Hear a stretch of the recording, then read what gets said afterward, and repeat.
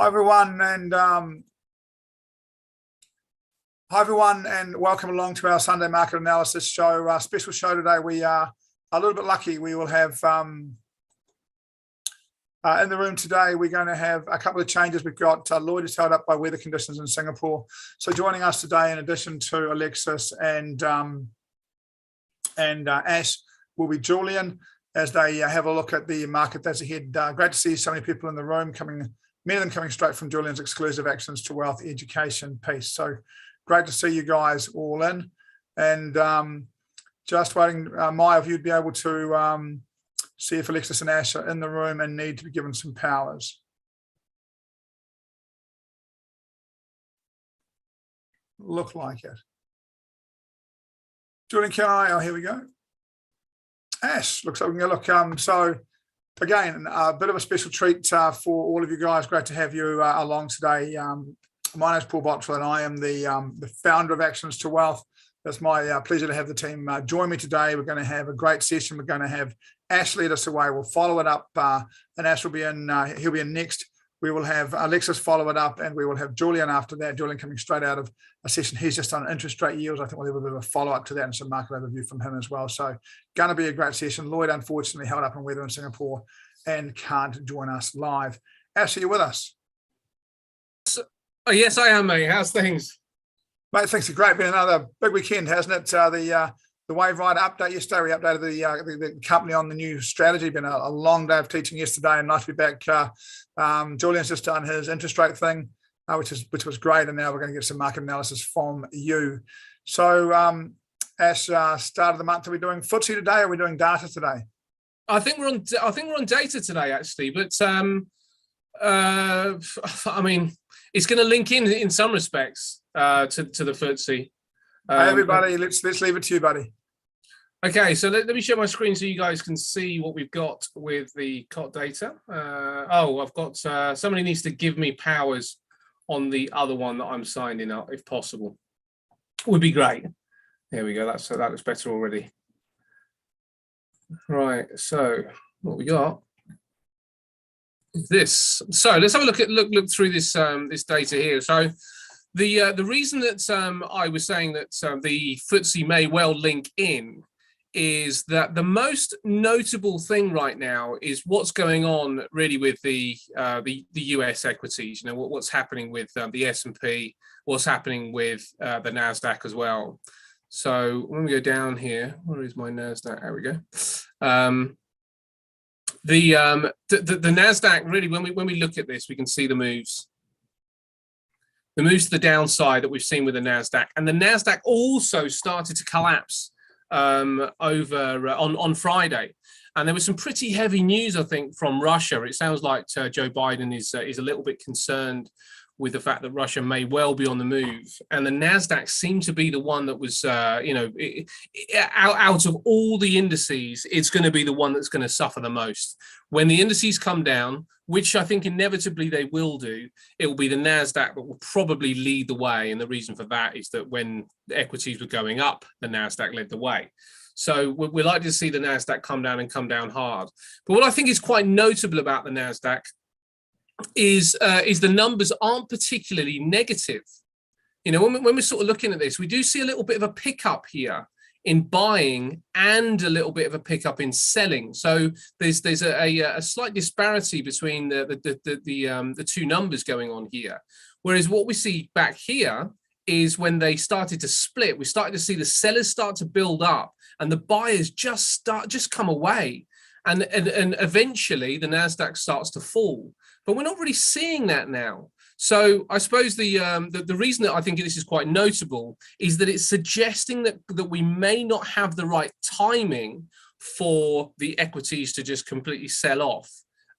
So when we do get these dips that are coming into play with the S&P and the NASDAQ, the likelihood is that they're probably going to remain within a pattern. That's what the COT data is suggesting, that they're more likely to remain in a pattern and remain in a range rather than just collapse. So while everybody's panicking, then there's going to be some people scooping up a couple of deals just towards the end of the quarter.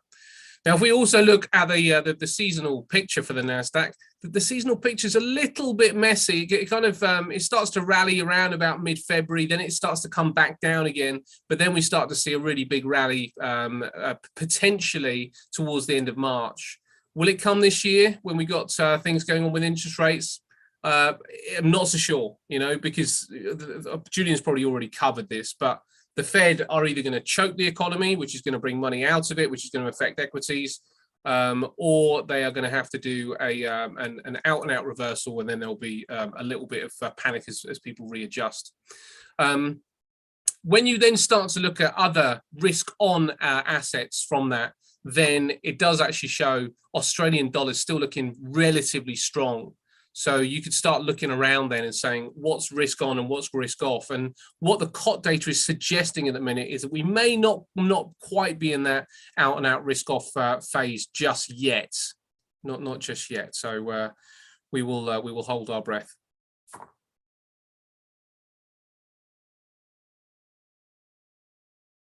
So I don't know if you wanted me to expand on that at all, Paul, or I can discuss how it will link to the FTSE. If you like. I'm quite happy to kind of get into that as well, because the FTSE has been a very interesting. Okay, no problem at all. Okay, yeah, maybe I think we're going to bring Lexi in and discuss some fundamentals instead of looking at the FTSE. How are we going, Lexi? Great, doing great. All right, so interesting thing. I do like your bit about Australian dollar weakening or strengthening, because I was actually going the other way, I think, for the past 2 weeks, but I did see a difference, so I guess that's where it's coming from. Possibly, yeah. I mean, the thing with this stuff is that it sort of just adds to the picture, it really will depend on what the fundamental drivers are, but March is big, isn't it? I mean, March is the big month. We got central banks right across the board suggesting what's going to happen to interest rates. And the COT data is really suggesting right now that we're not ready to jump, one side or the other.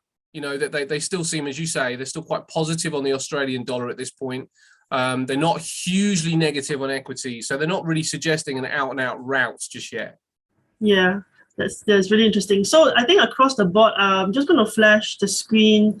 And just going to take a look at some of the interest rate differentials that we already have, and which economy has already adjusted and who are we waiting for, right? So let me just put my mouse. All right, so I like to use trading economics. It's has all the data over there. And what we have is, I think the US has been talking about it for a long time. It has not done anything yet. But who has already shifted the interest rates was, I think, the UK about 1 or 2 weeks back, if I remember correctly. We have for Australia still unmoved. What I do like is the Kiwi, actually. All right, so if I go all the way down, you can see the Kiwi is currently 0.75%. Which is a really interesting thing. So last week, we were a little bit more bullish on the Kiwi because I think it has the highest interest rate differential among all the economies. All right, so I'm sure the strength of the Kiwi is already priced in, but what I do like to look at as well, it's inflation as well as its unemployment figures, all right? Because when we look at inflation, I'm just going to do a quick comparison to the US inflation rate. The US inflation rate currently is about 7.5%. Jobless is at 4%. So if we have a 7.5% inflation rate in the US, jobless rate of 4%, okay, what I kind of figure out is, again, when we are trading fundamentals on the short to medium term, what I'm looking for is, I'm not looking to trade every currency against each other. I'm looking for the strongest potential with the weakest potential, and that is the one that will give us the most or the most moves in that sense. So if we look at something like the Kiwi, it has a 0.75 interest rate compared to the US 0.25. We have a 5.9% inflation and a 3.2% jobless rate. I would say that New Zealand has a couple of factors, right? It has already has the confidence to increase its interest rates. It's got a high enough inflation to indicate there is productivity in the country, in the economy.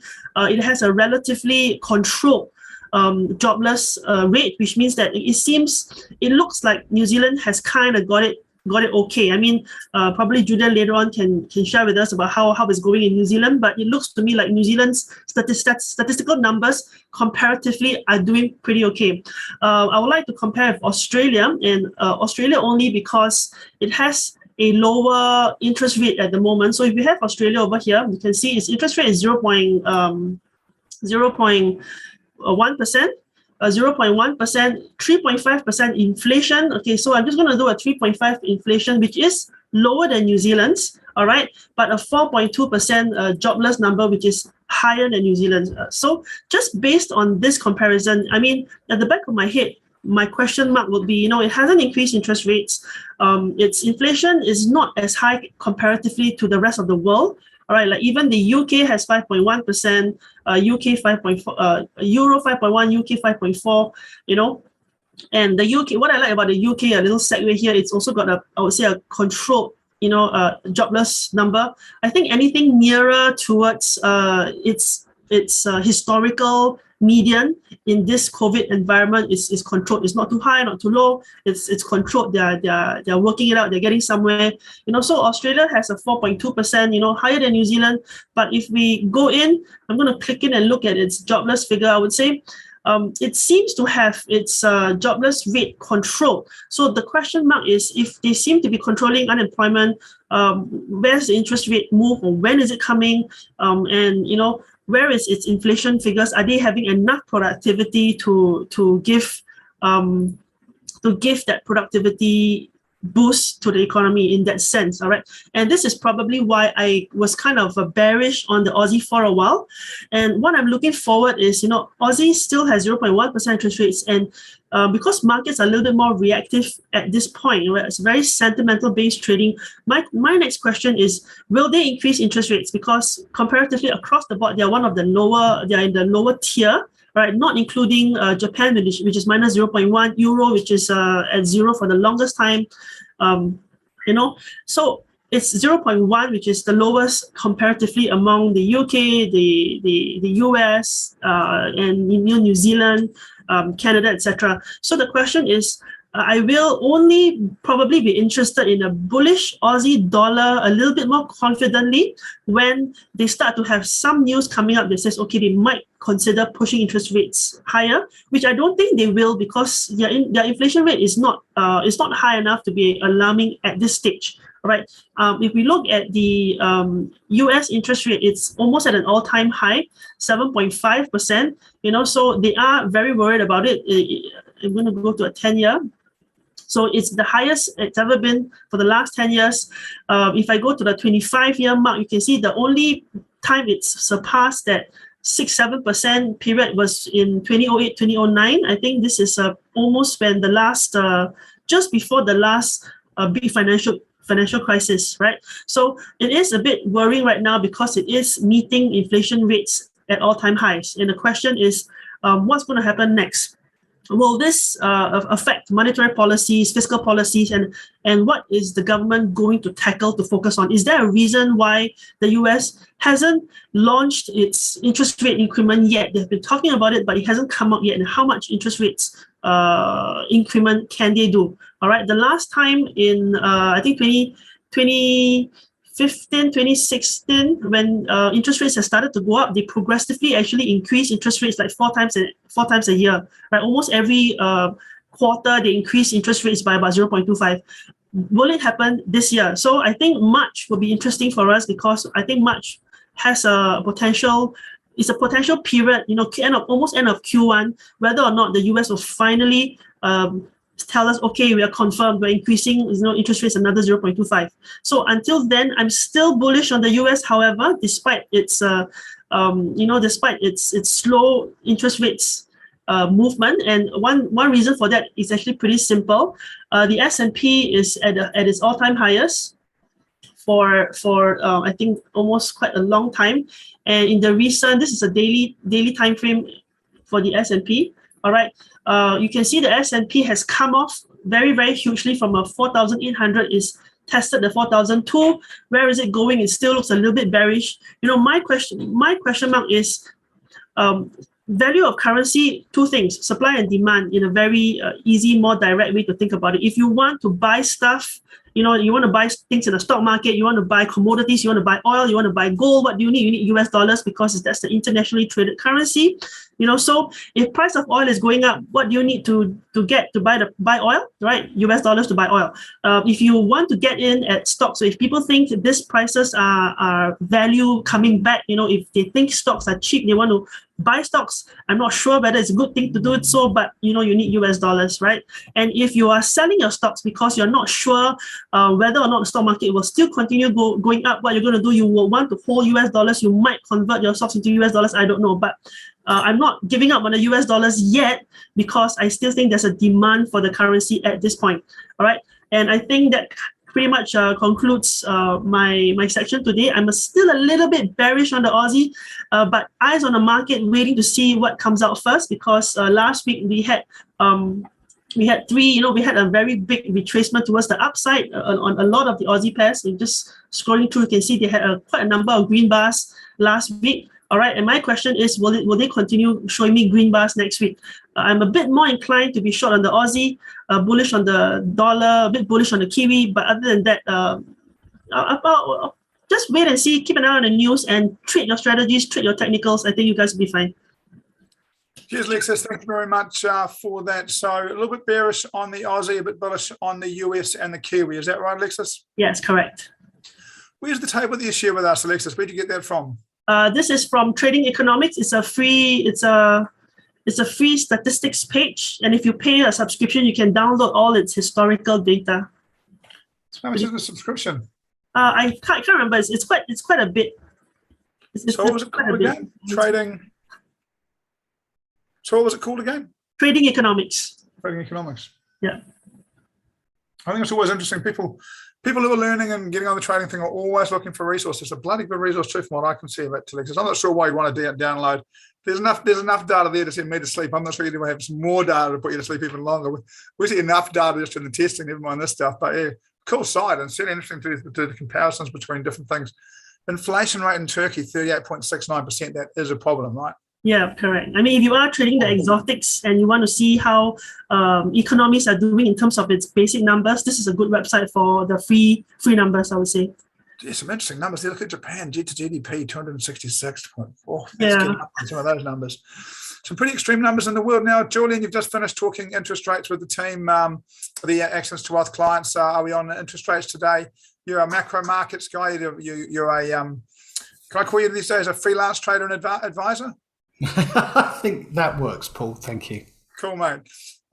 Global freelance trader and advisor. I know you're off overseas to do a bit of stuff soon, mate.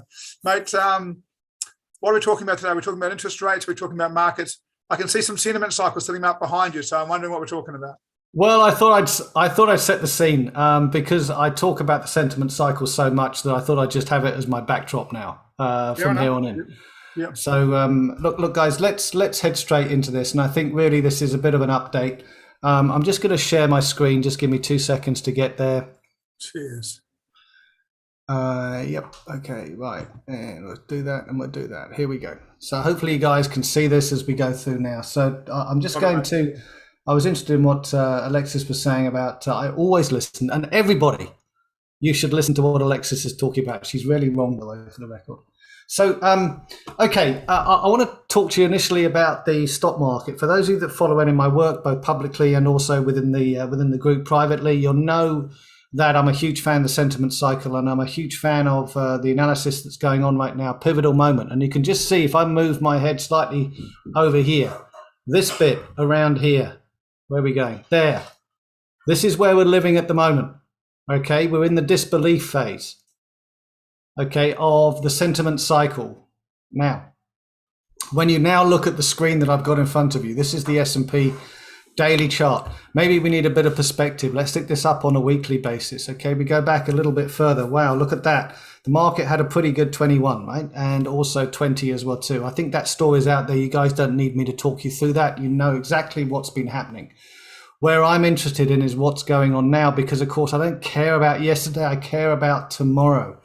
So when I look at the sentiment cycle, when I look at the withdrawal of liquidity around the world, when I look at what's going on around the world, and we're going to have a look at a couple of really key slides for me, then there's some conclusions that we can draw. And some of those conclusions come from information. The information we're seeing at the moment is that the world is tightening, or central banks around the world are either raising rates, thinking about raising rates, talking about raising rates, or doing it, or there's a notable exception out there. And we maybe have a think about what that means. Maybe this time the bond market has it right, and the bond market in the US and around the world is seeing the world from a different angle, looking through the headlines of temporarily higher prices that clearly mostly have been generated by both rent increases and also the rising price of fuel around the world.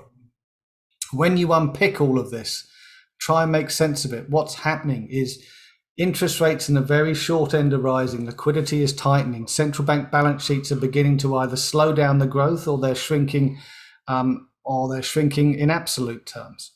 Okay, all apart from China. We'll deal with China in a second. When you look at this chart in front of you, what I'm seeing here is I'm seeing the disbelief phase starting to unfold. I'm seeing here the subtle warning of the market. Okay, we have gone for 13 years of a bull market. We're overextended. Does that mean it's the end today? Does that mean it's the end tomorrow? I honestly can't tell you. What I'm seeing here is a wave 1, wave 2, big wave 3, corrective wave 4, and maybe we're starting something new and it began to happen Thursday and Friday. Who knows? It would be unhelpful if the Russians decided to do something in Ukraine. What would happen to the markets? I think there hasn't been a serious war between the major powers. They don't call it a war anymore. It's called a conflict for some period of time that could go anywhere and do anything. My mind goes back to other times when you've had this. And when that has happened in the past, you've seen significant asset sell-offs in the run-up and the early days of that situation. And after then, the world realizes what the outcome is going to be fairly quickly and changes its mind. All of that's in the future. What we're talking about now is the beginnings of a potential bear market in the stock market. When you think about the withdrawal of liquidity, and I'm such a big fan of liquidity, liquidity is everything. Track it, follow it, learn to love it, because when you understand that liquidity is out there and it runs the markets, you understand that the world functions on liquidity. When that is withdrawn, then the world starts to have a hiccup. I guess you could argue, what are some of the other side of things, right? What's some of the helping factors? The helping factors is that right now we have a real interest rate. That means the interest rate minus the rate of inflation of negative 5% in the United States. That's insane, right? So you can borrow money at 2. You can do anything you want with that money, providing it pays a dividend yield. And, especially if you earn a dividend yield that's linked to a stock market or an equity that's inflation proofed, and you make not only inflation, but you also only have to pay back 95% of that loan over the course of the next 12 months. So this is in real terms. This is where everything gets really sexy and things get a bit screwed up, but it really does show you that that's one of the accelerators that everybody's pressing at the moment. Okay, one of the accelerators to reduce global debt to GDP ratios whilst at the same time withdrawing liquidity on the other side. That's why sometimes this can all be a bit confusing, because you have mixed messages from everybody. All I care about is short-term rates are rising, liquidity is going, stock markets are responding, therefore we need to be aware.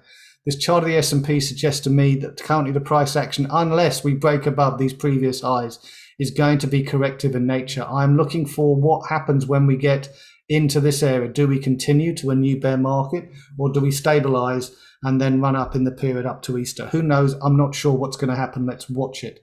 Why am I excited about a couple of things? I'm excited about the gold market. Okay, on a daily chart, you can see the blue line I drew in earlier for some of the talk I gave just now.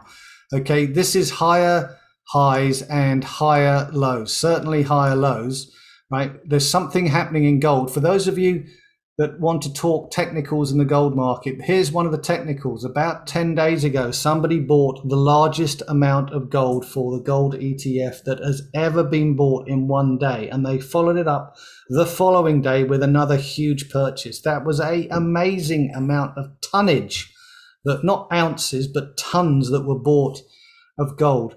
The market did nothing for about 4 or 5 days as they tried to figure out, and the current people who they had to buy it off somebody, right?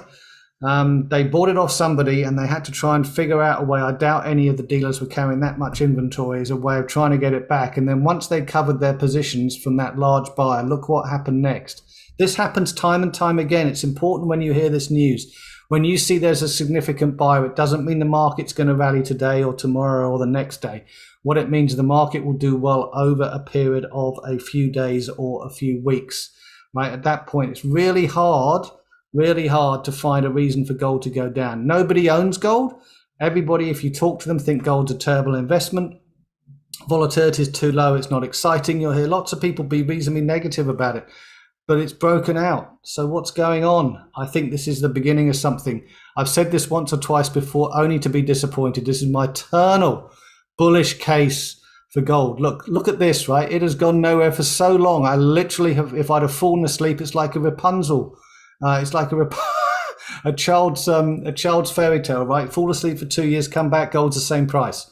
Okay, so what is happening? We think there may be something breaking out. This is interesting. Shouldn't be happening. I thought stocks are going down. Thought assets around the world are starting to wobble. Why is gold going up? Well, gold's going up because somebody wants to own it. And when somebody wants to own it, when they haven't owned it before, that means the world is changing. We have to go with the change. Guys, I can talk endlessly about everything else. I just want to show you two more charts that I was going to talk to just earlier. Let me just pull this up, just main screen this. Just bear with me for 2 seconds while I muck around here and kill the presenter view and get this. Hopefully you can see this. Courtesy of Alhambra Investments. This is a chart which is very interesting. Okay. This is the imports of iron ore and commodities and other related commodities into China. What is going on? Okay, both iron ore prices are collapsing, and for the record, volumes are actually falling as well too. Look at this, prices and volumes both falling.